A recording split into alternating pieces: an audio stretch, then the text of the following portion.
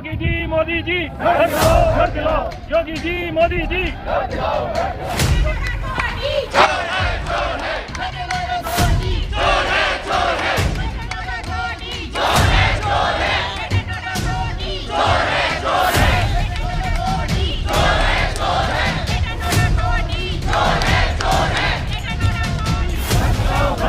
मेरा पार्टी मेरा party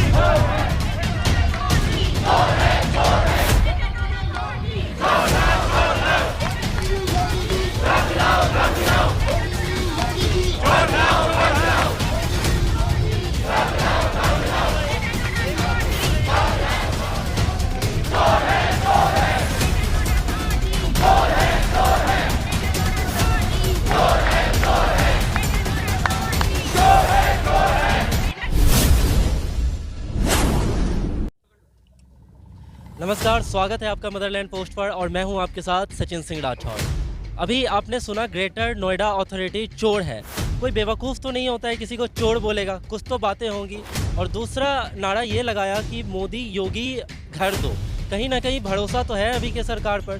sir, अभी आप कुछ बोल रहे थे मोदी योगी को लेकर, क्या बोल रहे थे? मैं ये कह रहा था कि यदि योगी जी हमें मकान नहीं दे सकते तो मैं जेके डोगरा, मेरा मकान U701 है इस टोनी में, तो मैं भूल जाऊंगा यदि वो अपने मुंह से कह दें कि हम मकान आपको ग्रेटर नोएडा अथॉरिटी का टोनी में नहीं दे सकते, क्योंकि हमारा इतना विश्वास है उनके ऊपर कि जो पहले गलतियां हमारी सरकारों ने की थी, ये सरकार पब्लिक के लिए है, ये घर जरूर देंगे।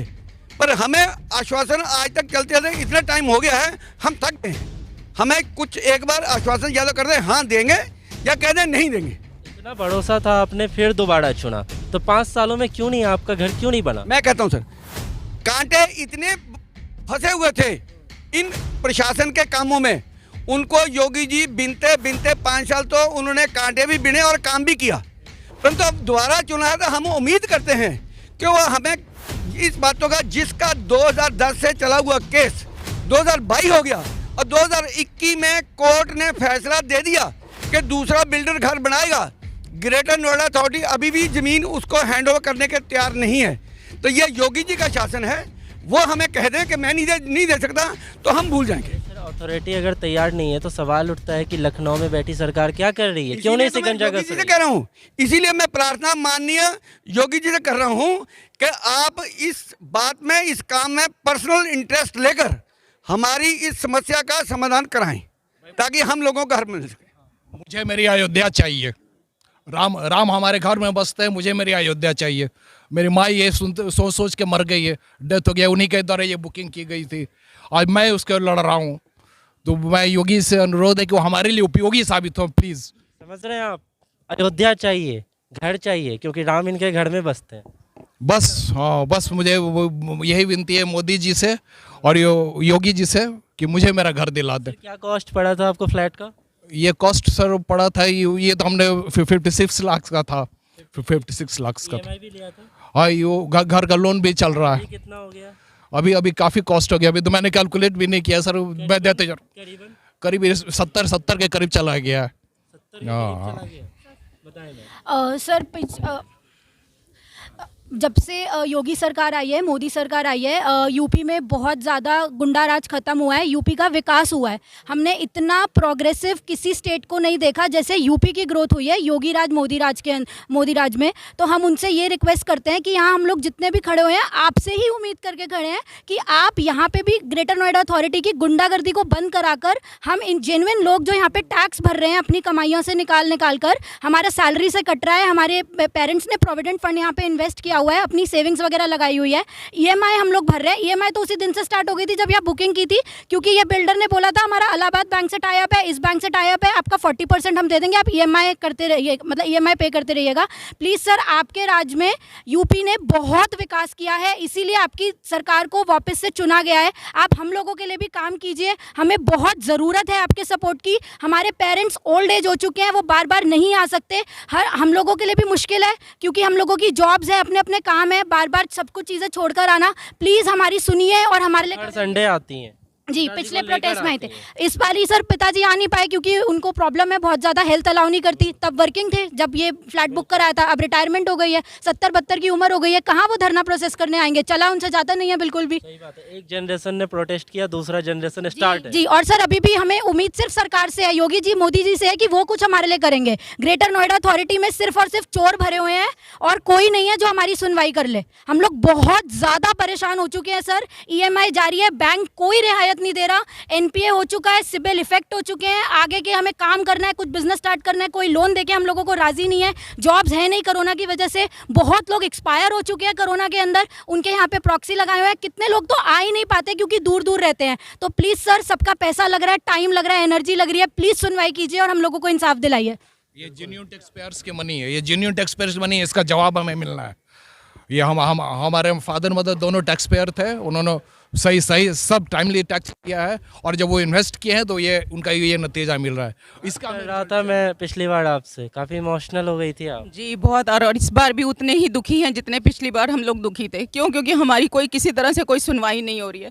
लेकिन योगी जी के ऊपर इतना विश्वास है कि हम हर संडे बार बार आते हैं सिर्फ प्रोटेस्ट करने, उनसे अपना आग्रह करने। सारी दुनिया जितने ही हम लोग सब आ रहे हैं बार बार संडे धूप में, सड़ी धूप में खड़े होकर के, सिर्फ एक विश्वास के कारण कि हमें इंसाफ मिलेगा। और सिर्फ एक योगी जी के ऊपर इतनी उम्मीद है क्योंकि जिस तरह वो अवैध बिल्डिंगों के ऊपर बुलडोजर चलवा रहे हैं, अपराधियों को निकाल करके मरा रहे हैं, किसी भी तरह से उनको सजा दिलवा रहे हैं, उसी तरह ग्रेटर नोएडा अथॉरिटी के जितने अधिकारी जो करप्ट हुए हुए हैं और जो हम लोगों के साथ हमारा पैसा खा करके, जो हमारा टैक्स का हम पैसे देते हैं वो भी उन्हीं के पास जाता है, और उसके अलावा भी जो वो घूस खाते हैं। हम क्लियर इसलिए बोल रहे हैं क्योंकि हम लोग बहुत परेशान हैं। सिर्फ इन ग्रेटर नोएडा अथॉरिटी के अधिकारियों की वजह से हम लोग आज इस जगह खड़े हैं जो पूरा बिल्डिंग बने होने के बावजूद भी हम उसके अंदर एंटर नहीं कर पा रहे। क्यों? क्योंकि ये कंप्लीट नहीं हो रहा, और वो उन बिल्डर को जो आगे बढ़ करके इसके अंदर हाथ बढ़ा करके हम लोग का सहायता करना चाह रहे हैं, वो उनके ऊपर पेनल्टी लगा करके कोर्ट के ऑर्डर करने के बावजूद भी कि हाँ ठीक है आप इसको बनवा लीजिए,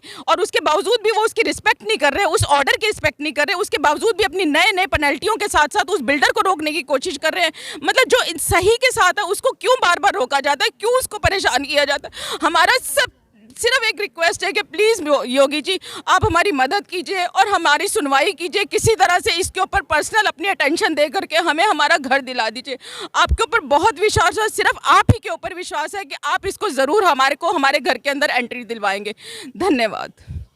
मैम अभी एक बताइए मैम, कुछ आप यूनिक बता रही थी, कुछ सिंडिकेट बता रही थी जो ग्रेटर नोएडा वेस्ट में चल रहा है, कुछ लॉबी चल रही है जो ये सब काम करती है, यही नहीं अर्था टाउन में नहीं, पूरे ग्रेटर नोएडा वेस्ट में। जी जी, जैसे कुछ स्टक प्रोजेक्ट्स हैं तो मेरे पास 2 साल पहले भी कॉल आया था, हाल ही में फिर 15-20 दिन पहले भी कॉल आई। वर्क एरिना कंपनी है नोएडा में, तो ये कह रहे हैं कि आप अपना कागज़ दे दीजिए और हम आपका जो स्टक अमाउंट कितना है, इतने लाख है, चलिए मैडम हम आपको इस प्रोजेक्ट में आपको हम आपका स्विच कर देंगे, आपका flat ready to move in flat दे देंगे, आपका जो फंसा पैसा है आपको हम दुख दर्द समझते हैं।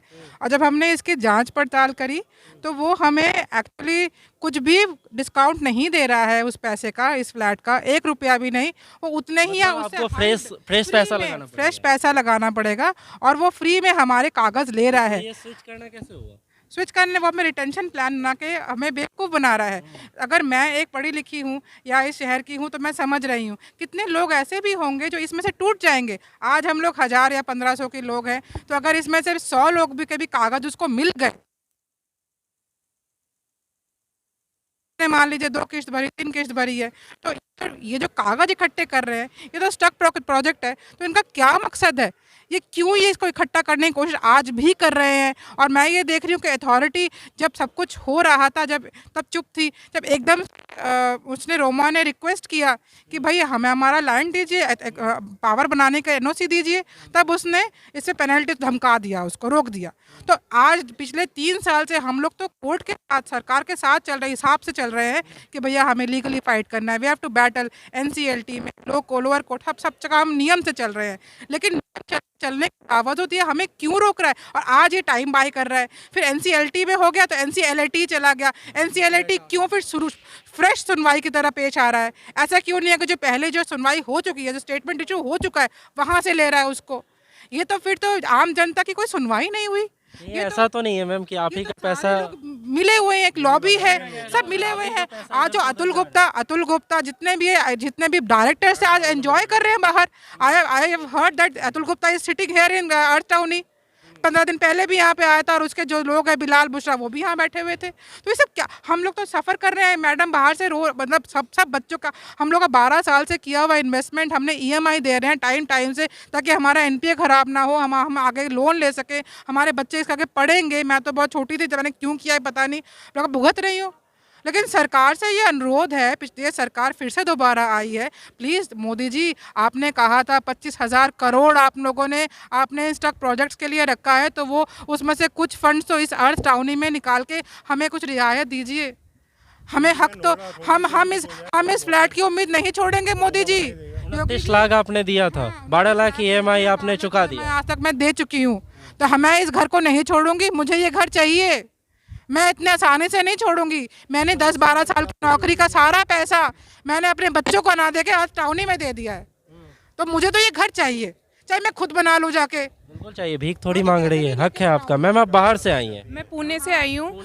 हाँ जी, और मेरा ये कहना है कि क्या जो भी इसमें सोसाइटी में जितने भी लोगों ने इन्वेस्ट किया है वो सब टैक्स पेयर हैं, ठीक है। मोदी जी तो जिनके कच्चे घर हैं उनको पक्के घर बनवा के दे रहे हैं, और हम लोगों का तो ऑलरेडी पैसा दिया है, सब दिया है। ऐसा नहीं हम फ्री में मांग रहे हैं, हम लोगों ने अपनी पूरी मेहनत की इन्वेस्टमेंट हक मांग रहे हैं, तो हमारा हक तो हमें मिलना ही चाहिए ना। जब मोदी जी कच्चे घर, जो लोग मतलब गरीब होते हैं, जो नहीं पे कर सकते, उनको फ्री में घर प्रोवाइड होता है, सब होता है। मिडिल क्लास को क्या प्रोवाइड होता है गवर्नमेंट की तरफ से? सिर्फ हमारा हक ही हमें दे दो, हमें तो और कुछ भी नहीं चाहिए गवर्नमेंट की तरफ से।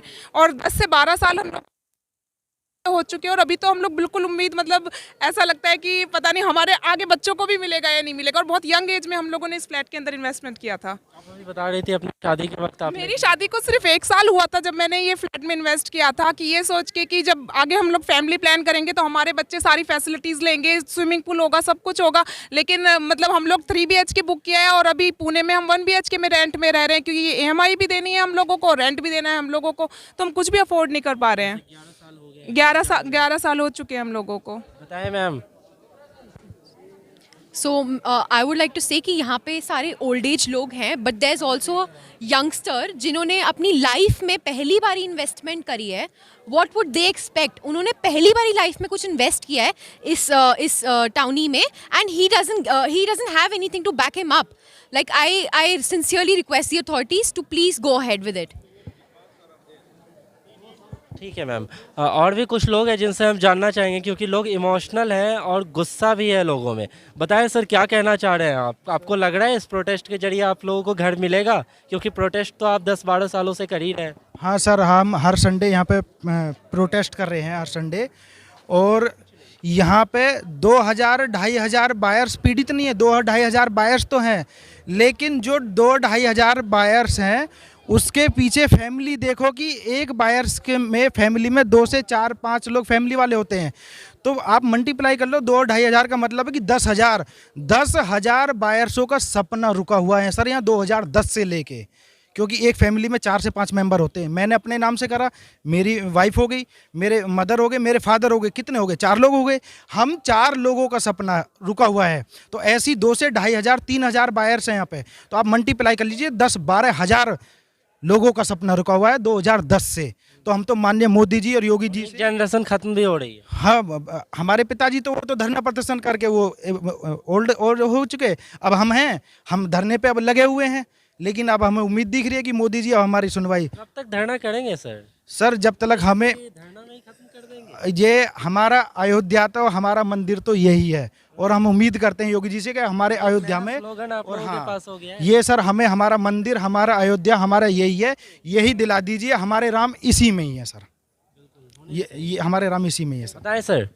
मैं तो अब 70 साल का हो चुका हूँ, पता नहीं कि इस फ्लैट में आ भी पाऊँगा कि नहीं आ पाऊँगा, लेकिन ये ग्रेटर नोएडा अथॉरिटी जो है मेन कल्पिट है, जो कि नए बिल्डर को दिसंबर तक ये ज़मीन हैंड ओवर। कल्पिट तो सरकार भी है ना, 2 सरकारें गुजर गई, भैया दीदी दोनों ने नहीं देखा ग्रेटर नोएडा। ये अथॉरिटी इतना मोटी चमड़ी वाले होते हैं कि सरकार तक ये चीज़ें पहुंचने नहीं देते, और पहुंचाते हैं तो उसका जो है गलत तरीके से पहुंचाते हैं, जैसे वो बायर्स की गलती नहीं है, गलती जो अरे उनकी गलती नहीं है, बायर्स की गलती है। वो जो है बताया जाता है हमारे भाई ने कि वो 10,000 लोगों को इसका दंड दे रहे हैं। ये फ्लैट जो है जब अर्थ इंफ्रास्ट्रक्चर लिमिटेड को बिना पैसा लिए अलाउ कर दिए बनाने के लिए, तो रोमा बिल्डर को क्या प्रॉब्लम है? उनको बनाने देते, पैसे का निगोशिएशन करते रहते। क्यों रोका, बताएं सर। देखिए, मैं सुशील मालविया, मैं प्रधानमंत्री के संसदीय क्षेत्र से हूँ। मैं 2010 से हमने बड़े सपना देख करके मैं बनारस से स्पेशल आया हूँ आज के धरने के लिए। कहानी ये है कि ये लोग कहते हैं कि हम भ्रष्टाचार दूर कर रहे हैं, और सीधी सीधी कहानी ये चल रही है भ्रष्टाचार की। पिछले साल अप्रैल में जब NCLT ने रोमा को हैंडओवर कर दिया, तो यही जो भ्रष्टाचार वाले जो अधिकारी हैं, जो इनका सिंडिकेट है, ये सिंडिकेट आज भी ये बनने नहीं दे रहा है। ज़रूरी ये है कि उस भ्रष्टाचार को ख़त्म करके, योगी जो मोदी जी ने भी कई फोरम में बोला है योगी बहुत उपयोगी, तो मोदी जी ने जो बोला है उनके सपनों को उपयोगी करते हुए योगी जी को भी सिद्ध करना है कि जो 10-12 हज़ार लोग जो हर संडे में आकर के यहाँ पे अपने ज़रूरी काम छोड़ करके यहाँ इतने पैसे लगा रखे हैं, उनको जल्द से जल्द ये परमिशन, इन चोरों से परमिशन दिलाएं जो ये सिंडिकेट को तोड़े। आप समझे 2010 में जब बुक कराया था तो ये सारे फ्लैट कोई भी नहीं थे, सिर्फ ये बन रहा था, और आज सारे बन के सिर्फ यही नहीं बना है। अगर लास्ट ईयर से इस साल देते तो शायद आज यहाँ पे कम से कम 500 फैमिली यहाँ पे आज स्टे कर जाती है। क्या लगता है सर, वाराणसी से कब शिफ्ट करेंगे यहाँ? वाराणसी से मुझे जब दे, मुझे अगले महीने दे, मैं अगले महीने शिफ्ट कर जाऊँगा। अभी तो कह रहे हैं प्रोटेस्ट करने ही आई है। तब प्रोटेस्ट करने अभी तो मिलेगा नहीं, अभी मिले तो मैं अभी कर जाऊँ। जब प्रोटेस्ट का है अभी अगले हफ्ते, नहीं वो कह रहे हैं अभी आप बस प्रोटेस्ट कर। नो, नेक्स्ट मंथ में ये धरना अब ग्रेटर नोएडा अथॉरिटी के गेट पे होगा। एक दिन के लिए काम रोको आंदोलन चलेगा। ये जो हमारे लोग 1000 लोग हैं, ये 1000 अपने बीवी बच्चे दोस्त रिश्तेदार सबको लेकर के आएंगे। कमिश्नर पुलिस को दिया जाएगा नोटिस, CM को नोटिस दिया जाएगा। इस तारीख को ग्रेटर नोएडा अथॉरिटी का काम रोका जाएगा तब तक, जब तक कि हमें इसका कोई इंसाफ नहीं मिल जाता है। ठीक है सर, बताएं सर क्या कुछ कहना चाह रहे थे? मैं 3 चीज़ कहना चाहूँगा। एक, मोदी जी का स्लोगन है कि 2022 तक सब लोगों को घर मिले इस देश में जितने भी लोग रह रहे हैं, और हम लोग 12 साल से स्ट्रगल कर रहे हैं, और हम पूरी उम्मीद करते हैं कि आने वाले जितने भी 4-5 महीने 6 महीने बचे हैं 2022 में, उसमें हमारे लिए कुछ पॉजिटिव न्यूज मिल जाए। पहला चीज़। दूसरी चीज़, योगी जी ने अभी स्टार्ट कर दिया है, जो भी फाइल 3 सबमिट हुई है किसी भी ऑफिसर में या किसी भी ऑफिस में, वो 3 दिन के अंदर क्लोज हो जाना चाहिए। और ये हमारी फाइल 12 साल से रुकी हुई है, और ये Noida authority greater Noida authority किसी वजह से वो फाइल को आगे नहीं बढ़ा रही है। योगी जी और मोदी जी ने, योगी जी ने जो गुंडा राज पूरे 5 साल में ख़त्म कर दिया है। हम उम्मीद करते हैं कि इस साल अब जितने भी बायर्स जितने भी परेशान हो रहे हैं उनके लिए घर दिलाने का मतलब रास्ता निकालें, और हम लोगों के लिए पूरी उम्मीद है कि ज़रूर ये रास्ता निकल आएगा और हम लोगों का घर मिलेगा। कैसा लग रहा है सर प्रोटेस्ट करके? नहीं, it's a very good because the people are awakened now. Everybody is participating. A lot of people, they came from all the way from Banaras and every part of the country. They reach over here and they are doing pressure. Hopefully it will be resolved and something will be come out. Yeah. भरोसे पे दुनिया कायम है, नहीं तो यार इतने लोग। ठीक है, भरोसा है। सुंदर सपना लेकर आइए ग्रेटर नोएडा वेस्ट में, और 10-12 सालों तक प्रोटेस्ट कीजिए, घर मिले ना मिले, है ना मैम? मैं गलत कह रहा हूँ? बोलिए, बिल्कुल ऐसा मत बोलिए, प्रोटेस्ट करिए। नहीं, ऐसा मत बोलिए कि प्रोटेस्ट करें। प्रोटेस्ट का हमें बस जो हमने प्रोटेस्ट करा उसका फल हमें मिल जाए, जितनी तकलीफ नहीं। अब ये हमें भरोसा है योगी जी के ऊपर। नोएडा अथॉरिटी जब तक मुझे लग रहा है कोई ना कोई यहाँ कोई जान नहीं जाएगी, कोई ड्रामा नहीं होगा, तब तक वो लोग इस बात को आत्महत्या ये चाह रहे हैं कि कोई ना कोई आत्महत्या कर ले, वो ये चाह रहे हैं, क्योंकि इतने लोग परेशान हो चुके हैं। कोर्ट से भी बड़ी हो चुकी है ग्रेटर नोएडा अथॉरिटी, वो बड़ी हो चुकी है कोर्ट से भी ज़्यादा। वो किसी की सुनना नहीं चाहते, और उन्होंने इतनी घूसखोरी की है क्या बताएं। और इतने जब 6-7 साल से, जब से रोमा ने इसको टेक ओवर किया है, तब से उनकी आंखें खुली है। उससे पहले उनको कोई फ़र्क नहीं पड़ रहा था यहाँ पे क्या हो रहा है क्या नहीं हो रहा है। ये बिल्डिंग खड़ी है, खंडा बन रहा है, कोई फ़र्क नहीं पड़ रहा था। इसका मतलब वो पूरा सिंडिकेट था अर्थ टाउनी का, जिसके साथ वो काम कर रहे थे। मोटी चमड़ी हो गई है, खाकर मोटी। और अब वो चाह रहे हैं कि ड्रामा हो, तो अब वो ड्रामा चाह रहे हैं तो ये ड्रामा होगा और ये ख़त्म नहीं होगा। जब तक कि हमें हमारे घर नहीं मिलेंगे। अगला क्या है सर, जाना है? जाना है ग्रेट, अब उनके सर पे बैठेंगे हम लोग। अब यही काम है, वो चाह रहे हैं, वो बुला रहे हैं, हम जाएंगे, हम जाएंगे। और फिलहाल बस मोदी जी और योगी जी से उम्मीद है, क्योंकि उनकी सरकार से बहुत लोग उम्मीद लाके बैठे हैं। हमारा घर मंदिर तो सब कुछ यही है। बस उनसे ये उम्मीद है कि बस वो उसका उद्धार, इसका उद्धार वही लोग कर सकते हैं। उनको डंडा लगा सकते हैं, उनको पीनलाइज कर सकते हैं, बिकॉज वो अब किसी की सुन नहीं रहे। बस सर इसमें यही है कि बस आप लोग की भी एक जिम्मेदारी है कि हमारे इस बायर्स की आवाज़ को आप सरकार तक पहुंचाएं। मेरी कोशिश लगातार जारी है। मैं एक सीनियर सिटीज़न हूँ, रिटायरमेंट हूँ। मेरे एक बेटा है, बहू है। रिटायर होने के बाद मैं बिल्कुल नंगा हो गया हूँ। पहले कमीज पैंट पहनता था, कुर्ता पजामा है वो भी एक हफ्ते पहनता हूँ। बेटा बहू धोने को तैयार नहीं, दोनों मियाँ बीवी बुढ़े रसोई में लगे रहते हैं। या तो हमें घर दिलवाओ, नहीं तो आत्महत्या करने वालों में सबसे पहला इंसान मैं हूँगा। और मुझे पेट्रोल अगर कहीं से नहीं मिलेगा तो मैं किसी की गाड़ी से चुरा के करूँगा, लेकिन आत्महत्या जरूर करूँगा अगर 1 साल के अंदर अंदर मुझे मकान नहीं मिला। क्या आप लोग मेरे साथ हैं? बिल्कुल। आत्महत्या करने वालों में सबसे पहला इंसान राकेश शर्मा होगा। कह दो चाहे मोदी को चाहे योगी को, मैं किसी से नहीं डरता। धन्यवाद। ठीक है, तो आपने देखा, दुखी है मैम, बिल्कुल सही बात है। तो आपने देखा कि लोग लगातार अर्था टाउन में प्रोटेस्ट कर रहे हैं, अपने घर के लिए 10-12 सालों से इंतजार कर रहे हैं, और अब कह रहे हैं कि ग्रेटर नोएडा वेस्ट अथॉरिटी में जाएंगे और वहां धरना प्रदर्शन करेंगे। अगला प्लान यही है, हम वहां भी आपसे मिलेंगे। आप देखते रहिए मदरलैंड पोस्ट। आपका बहुत बहुत धन्यवाद।